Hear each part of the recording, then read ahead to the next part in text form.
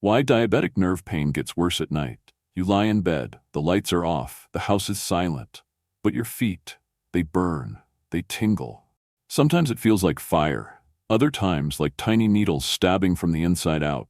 You shift your legs, change positions, drape the blanket off, pull it back on. Nothing helps. And then quietly, the same question creeps in, night after night. Why does the pain always get worse at night? You're not imagining it. You're not being weak. If you're over 50 and living with diabetes, this is real, and you're not alone. Millions of people just like you are up right now, staring at the ceiling, wondering if they'll ever get a full night's sleep again. Here's the truth no one explains clearly enough. This pain, it's not random. It's not just old age, and it's not something you have to silently suffer through. Tonight, we're going to uncover the hidden biological triggers behind nighttime nerve pain, what your body is trying to tell you, and the small, science-backed changes that could finally bring you relief, starting as soon as tonight. If you've ever laid awake thinking, will this ever stop? This video is for you. Let's get into it.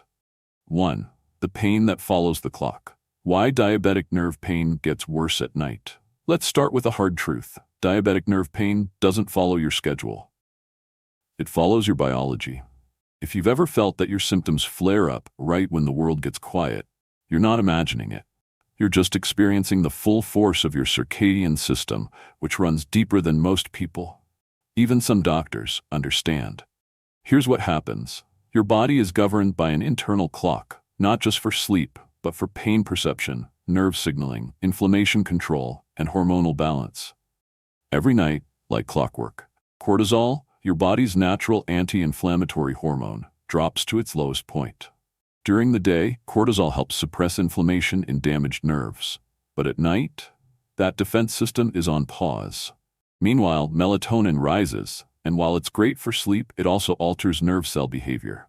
Damaged nerves, already unstable due to diabetic injury, can become even more hypersensitive in this altered chemical environment. But the most overlooked factor? Neurological silence. During the day, your brain filters pain.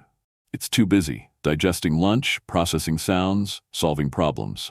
At night, when that filter lifts, even mild nerve signals roar like alarms. No noise, no motion, no distractions, just you and the raw signal from nerves that diabetes has worn thin. And now we need to talk about blood sugar volatility. Even if you don't eat late, many diabetics experience nocturnal glucose swings, especially if you took insulin earlier in the evening, you had a carbohydrate-heavy dinner. You're going through the dawn phenomenon when your liver dumps glucose around 3 to 5 a.m. These fluctuations do more than raise numbers on a meter. They directly aggravate peripheral nerves, which are already struggling with impaired oxygen delivery, mitochondrial dysfunction, and oxidative stress. So yes, even a small spike or crash while you sleep can magnify nerve pain like a megaphone. In short, nighttime isn't your enemy, but your biology at night can be. When cortisol drops, melatonin shifts, distractions disappear, and glucose wavers, your damaged nerves have a perfect storm to scream louder than ever. Have you noticed your nerve pain getting worse at night too? Tell us what time it usually starts. Your comment might help someone else realize they're not alone. Now you know what's happening inside your body. But here's the twist most people never realize. What you do outside, in the hours before bed, might be making it worse. Without knowing it, you could be feeding your pain every single night. Let's look at how. 2. Unseen triggers in your routine. What you might be doing wrong without realizing. Sometimes the worst parts of our health don't come from what we do, but from what we do without noticing. If your nighttime nerve pain is persistent, your daily routine may be silently working against you. And here's the surprising part. It's not always the big things. Often, it's the invisible, repeated patterns that quietly wear your system down. Late-night meals, especially carb-heavy ones. Let's say you eat dinner at 8:30 p.m., maybe white rice, pasta, or a healthy bowl of fruit. Your blood sugar doesn't just rise, it lingers. And when glucose hangs around in your bloodstream overnight, it feeds a cascade of inflammation. High glucose impairs nitric oxide production, reducing blood flow to nerves, increases AGEs, advanced glycation end products, stiffening blood vessels, and floods your system with oxidative stress, which accelerates nerve degeneration. Bottom line, Eating late, especially carbs without fiber or protein, is like throwing gasoline on a smoldering fire. Even a small drink of alcohol, yes, even one glass. Alcohol may seem relaxing, but it's neurotoxic in diabetics. It depletes essential nutrients like B1, thiamine, damages liver glucose regulation, and interferes with REM sleep, where your nervous system is supposed to heal. Worse yet, alcohol numbs pain temporarily, which can delay signals your brain needs to address. So when the effect wears off, pain rebounds stronger, and later than your body can handle. Screw screens before bed, the silent melatonin assassin. Your phone, tablet, or even your TV? They all emit blue light, which suppresses melatonin, the hormone not just of sleep but of anti-inflammation. Reduced melatonin means poorer sleep quality, heightened sensory processing, and less resilience against pain perception. So if you're lying in bed scrolling through news or watching just one more video, your brain is staying alert while your nerves are still burning. Mental stress, even the kind you hide well. You may think you're calm. You didn't shout, didn't cry, but your nervous system knows otherwise. Anticipatory stress, especially at night, causes sympathetic overdrive, where the body stays in a low-grade fight-or-flight mode even in bed. This triggers muscle tension, vasoconstriction, increased nerve excitability, and unlike acute stress, which passes, chronic nighttime tension becomes a whisper in the background that keeps nerves firing. A cold room or pressure on the wrong spot, peripheral nerves damaged by diabetes are already vulnerable. Add cold temperatures, which restrict circulation, or repetitive pressure on sensitive areas like heels or toes against a firm mattress, and you get localized ischemia, reduced blood flow, which increases pain sensitivity. Even small adjustments matter. Try loose socks, not tight ones. Use a foot pillow or elevate your legs slightly. Check if your mattress or bedding creates uneven pressure. The truth? None of these things seem dangerous on their own, but layered together, night after night, they create a physiological environment where pain thrives. If this part made you realize something you've been doing wrong, give this video a catch so we know to make more content that actually helps. The good news? Once you know what to look for, you can take back control, not with expensive treatments, but with small strategic shifts in your routine. Let's talk about those next. 3. Is it really nerve pain? How to tell diabetic neuropathy apart from other pains. One of the biggest mistakes, even among experienced clinicians, is assuming that all foot or leg pain in a diabetic patient must be neuropathy. But that's not just inaccurate, it's dangerous. Because treating the wrong type of pain with the wrong approach isn't just ineffective, it can actually make things worse. So let's get precise. What diabetic neuropathy really feels like. True diabetic peripheral neuropathy is not just painful feet. It's a complex sensory malfunction caused by progressive damage to the small nerve fibers, particularly in the longest nerves, usually starting in the feet and climbing upwards. Classic symptoms include burning sensations, as if your feet are on fire from the inside. Tingling, electric zaps, or pins and needles, even when you're not moving. Allodynia, where a soft bedsheet feels like sandpaper. Numbness, alternating with hypersensitivity. Cold and hot zones that seem to switch places unpredictably. Pain that worsens at rest, especially at night when distractions fade. This is not muscular. It's not cramping. It's the nervous system misfiring, like exposed electrical wires sending random chaotic signals to your brain. Now, how do you know it's not something else? Let's compare. Clinically, spinal nerve compression, e.g. sciatica. Pain radiates down one leg, often in a straight line, follows a dermatomal pattern, meaning it respects specific nerve root distributions. Often worsens with sitting, bending, or coughing, may come with weakness in one foot or trouble lifting the toes. Key difference: diabetic neuropathy is usually bilateral and symmetric. Sciatica isn't. Peripheral arterial disease, PAT. Feet may feel cold to the touch. Skin can appear pale, shiny, or hairless. Pain is triggered by walking, claudication, and relieved by rest. Pulses in the feet may be weak or absent. Key difference: this is vascular, not nerve-based. Pain comes from oxygen starvation, not electrical dysfunction. Restless leg syndrome, RLS, urge to move legs, especially at night. Discomfort described more as creepy crawly or pulling sensations. Temporarily relieved by movement, not associated with numbness or burning. Key difference. RLS is a movement disorder involving dopamine pathways. It doesn't cause nerve damage, and it doesn't progress like diabetic neuropathy does. So why does this matter? Because misidentification leads to mistreatment. For example, giving gabapentin to someone with PD won't improve their blood flow. Performing physical therapy for sciatica won't reverse nerve damage from diabetes. Treating RLS with painkillers misses the dopaminergic root entirely. Knowing the origin of your symptoms isn't about putting a name on your pain. It's about choosing the right weapon to fight it. So yes, always check with your doctor. But the more accurately you can describe what you're feeling, when it occurs, and what makes it better or worse, the more power you take back. Your body isn't just hurting, it's speaking. This chapter helps you learn to listen, clearly, precisely, and without fear. Know someone struggling with mystery leg pain?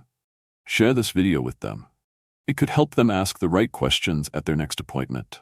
Now that you understand what it is and what it's not, it's time to talk about what actually works. No hype, no empty promises, just real strategies backed by science and used by real people every single night. Let's start building your relief toolkit.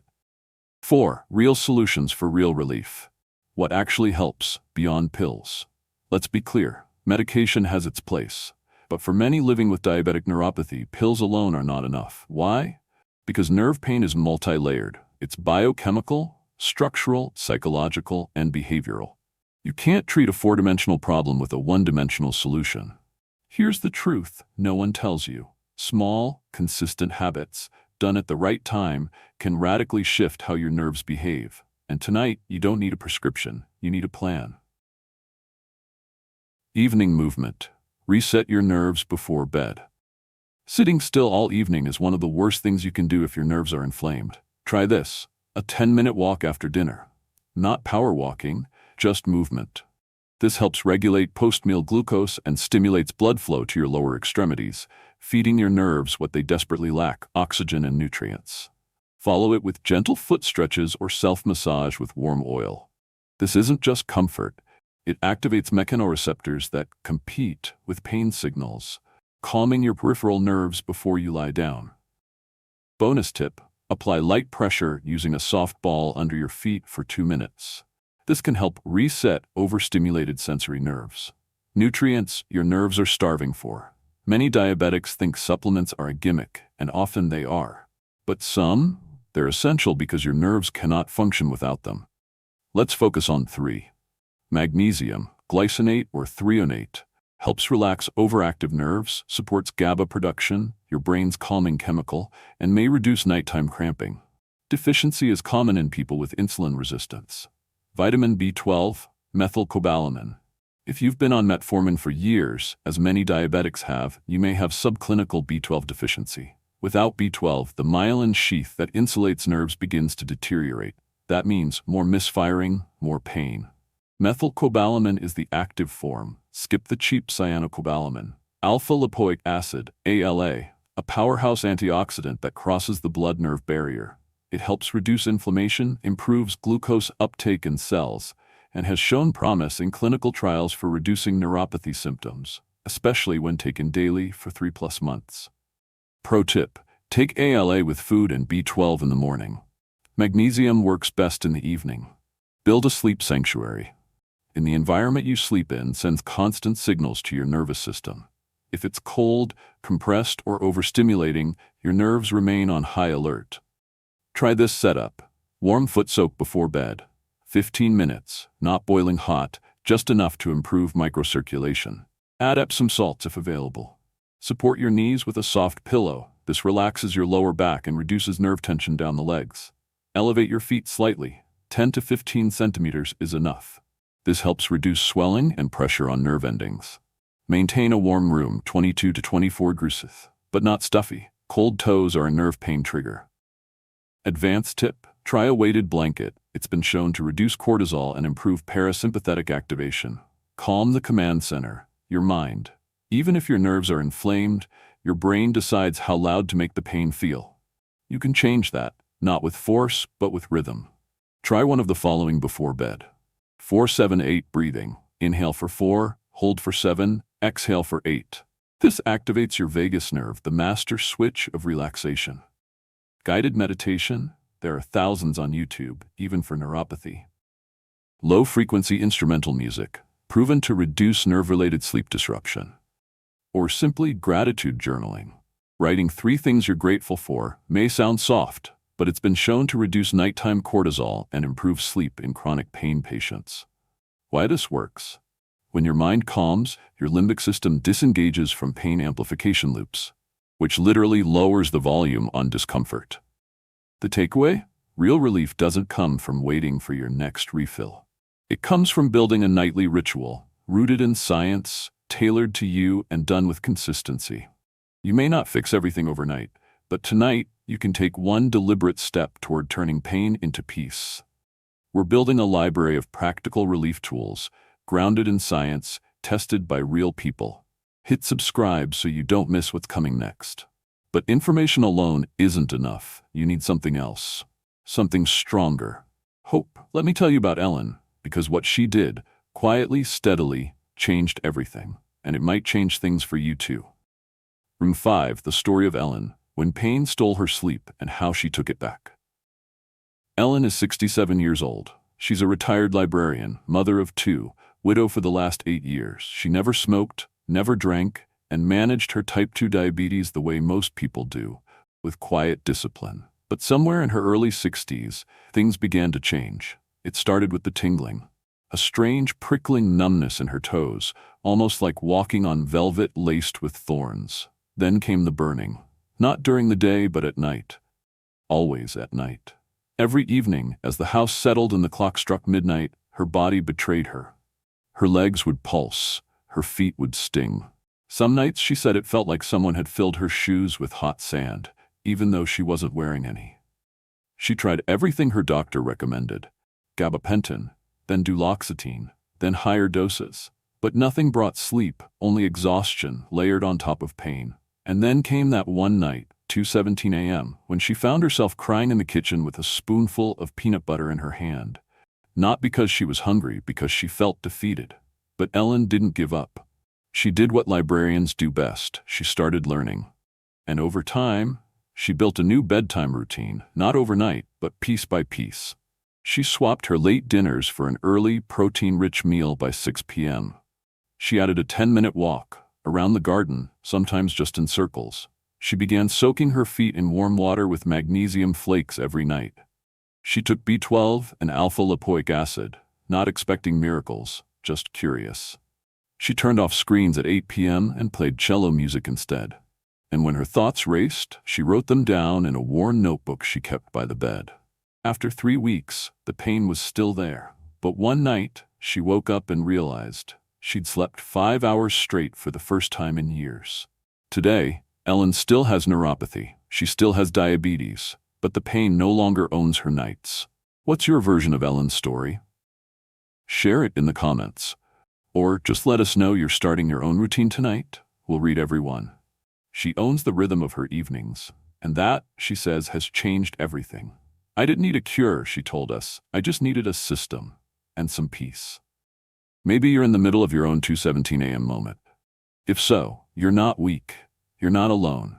You're just waiting to build the system that works for your body and your peace. And you don't have to do it alone. Let's take the next step. Together. 6. Take one step tonight, because action starts with something small. Tonight, you don't need a revolution. You don't need to be perfect. You just need one small step in a better direction, and your nerves will notice. So ask yourself, will you try a warm foot soak before bed? Will you turn off the TV 30 minutes earlier and just sit in silence? Will you take your first B12 capsule? Or will you finally try that short walk after dinner? Not for exercise, but for healing? Pick just one. Do it tonight. See what happens. And if you do, tell us in the comments. Not just for you, but for someone reading at 2 a.m., scrolling in pain, wondering if anything ever helps. Be the story that gives them hope.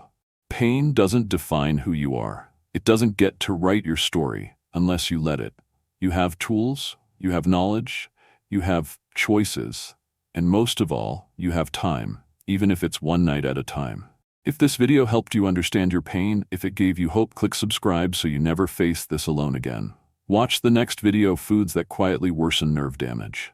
It's waiting for you right now. We make every video for people like you, strong, tired, but never defeated. We'll see you there.